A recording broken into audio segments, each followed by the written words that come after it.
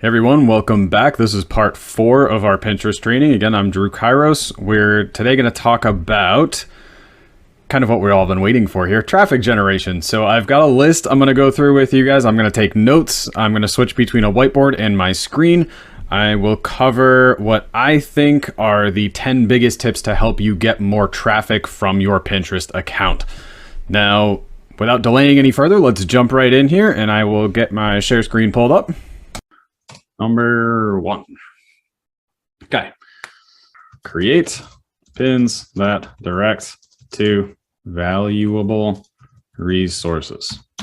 Basically, Pinterest made some changes to their algorithms that affected how pins are shown to users on their home feed. And based on what everybody has recorded since then, basically Pinterest prefers not only pins that have a link in them, where if you're putting up images that don't link to any site, they're less likely to be shown. But in addition to that, if you're linking to a site like a blog or something that they consider to be a helpful resource, it's going to give you an even bigger boost. So like blogging posts or training videos or something like that tends to work really well. So the biggest thing here is to include a link in your pin and connect to helpful resources when possible. That's all we're going to say there.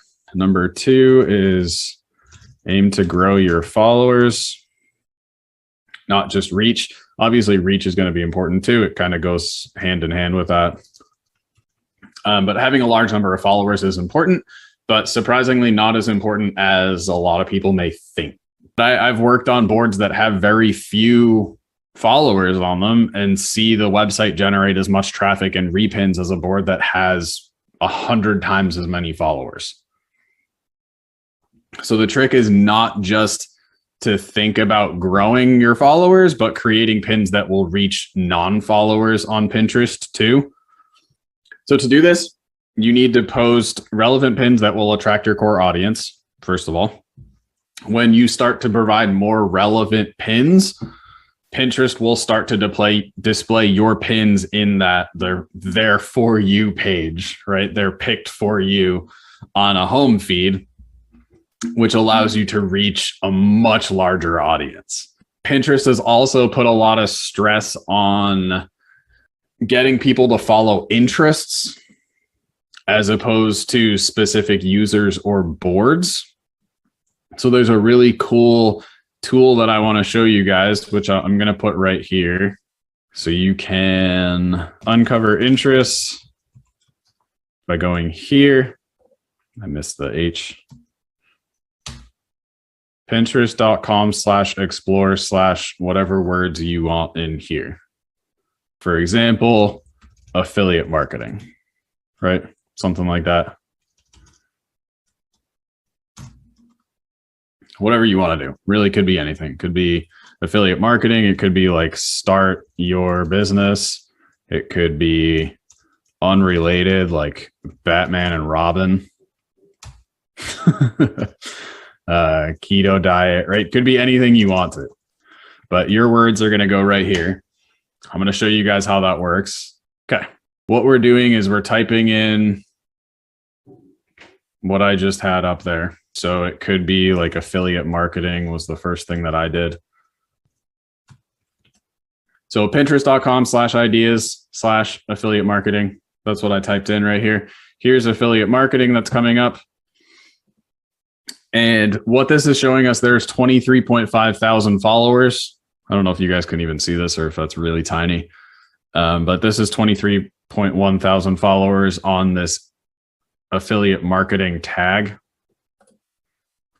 So what you can do, I noticed it's underneath starting a business. It's one of the subcategories of starting a business. So I just clicked on starting a business.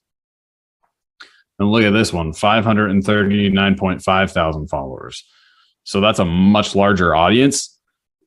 And this just shows to me that you want to include both broad and refined tags.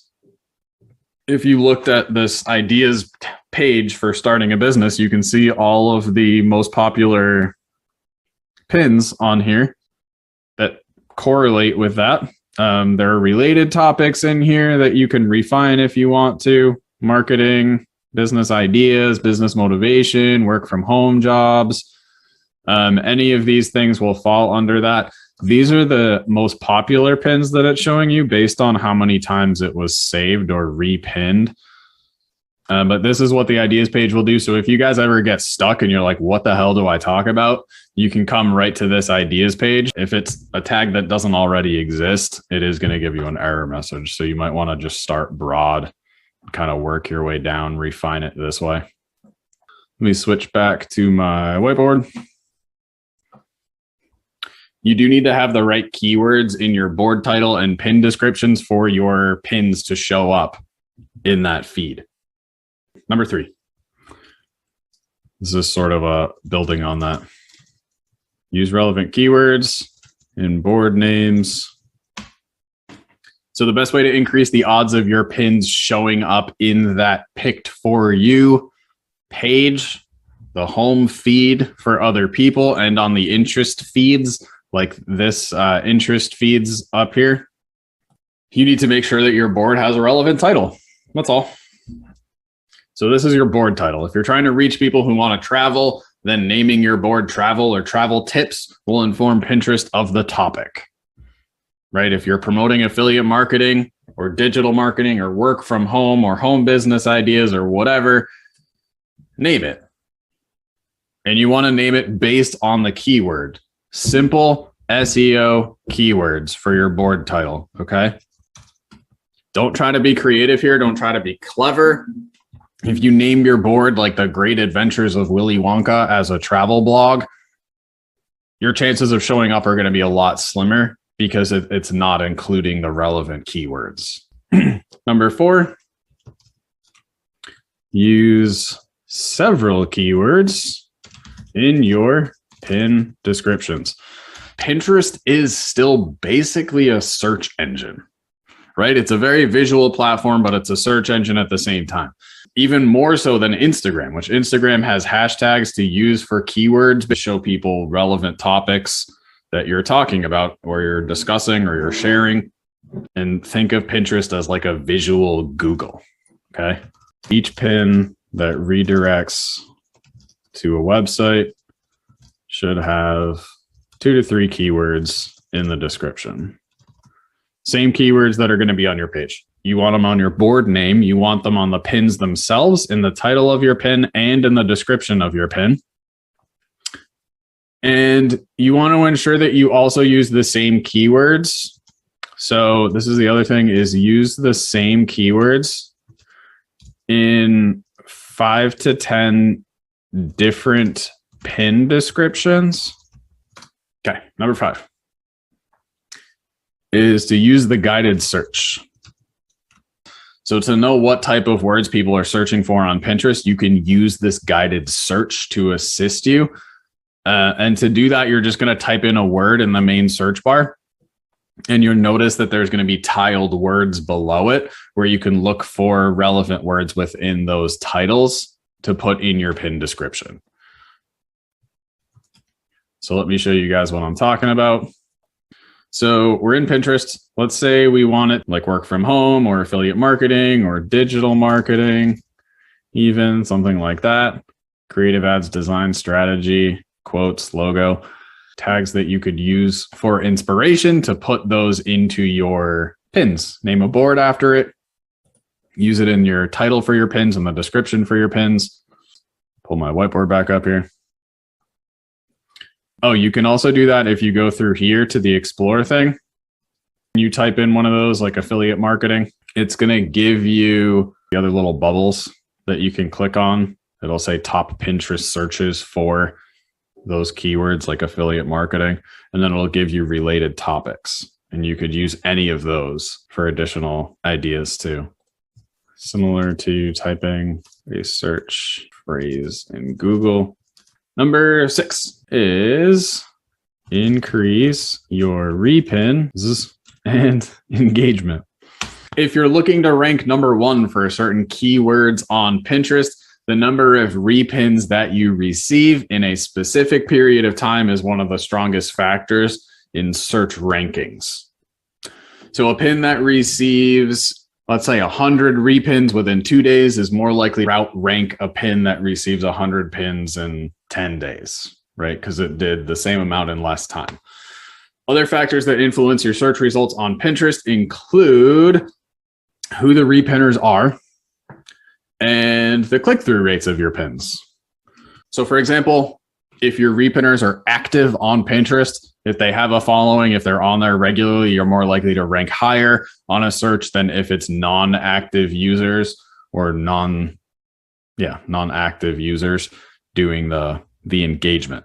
What I thought was interesting about higher levels of engagement of pins is that they increase your chances of showing up in multiple interest feeds as well. So let's say that you've named your board travel tips and a particular pin receives 200 repins in a short period of time. That pin may show up on the interest feed for travel tips, backpacking Europe, culture travel, like different related interests. It will kind of blow up.